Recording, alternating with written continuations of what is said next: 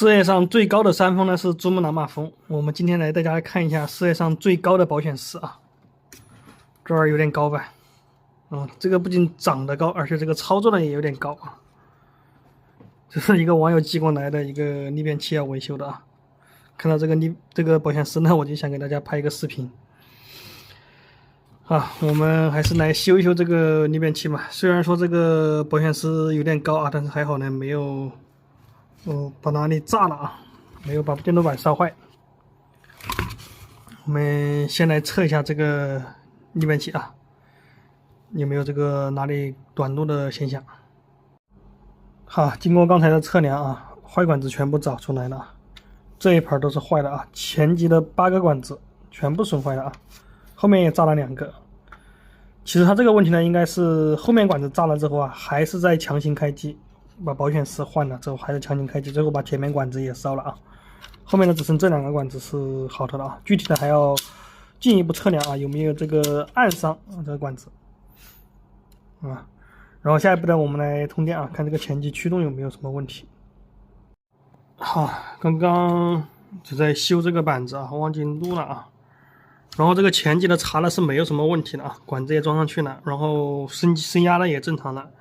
刚才测了一下这个后级的驱动呢，除了这里啊这个位置坏了一个2极管，其他的呢都没有什么问题啊。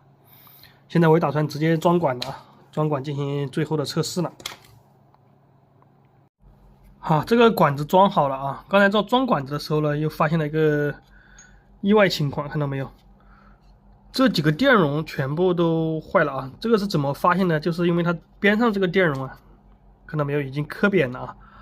我准备拆下来看一下，我一摇呢，就发现这个脚断了啊，然后就发现这个电阻这个电容啊已经坏了，然后把每个一摇呢，所有的这个电容都坏了啊，看到没有，都漏液了。其实之前我在测这个电压的时候，我就发现了一个问题啊。为什么又没有怀疑上呢？因为它这里放了一个放电电阻啊。正常的话，我们这个前级升压之后啊，它这个电压放出去应该是会很慢的。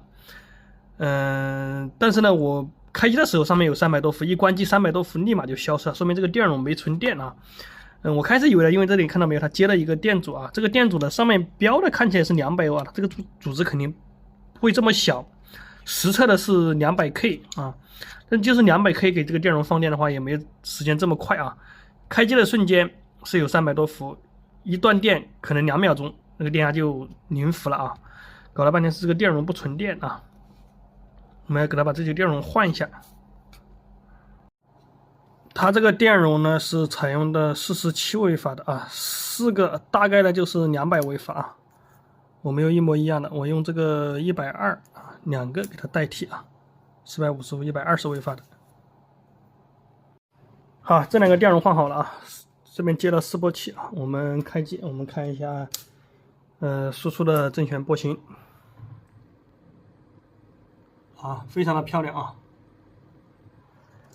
然后呢，我们测一下这个换电容这里电压啊，我们看一下354伏啊，我们现在立马把机关了啊，我们关机，我们再测这个电压啊，它是一个慢慢往下掉的状态啊，看到没有？因为这个电容放电，通过这个电阻放电，它是有一个过程的。刚才呢，其实我的心里其实就有一点这个怀疑，但是没有仔细研究啊。好在碰巧呢，发觉这个电容的问题啊。你看这电容还没掉完啊，这个电。刚才呢一关机之后呢，这个电呢在3秒钟之内呢就成0伏了啊。现在这么久了，这个电还有100-200伏。好，那么这个逆变器呢就维修完成了啊，整个就是换了这个电容啊，这里还有一个电容也是断了，给它补上去。2个管子，前面8个管子，这里一个2极管，然后还要给它把这个保险丝处理好。哎呀，这个地方都要搞热缩管给它套好。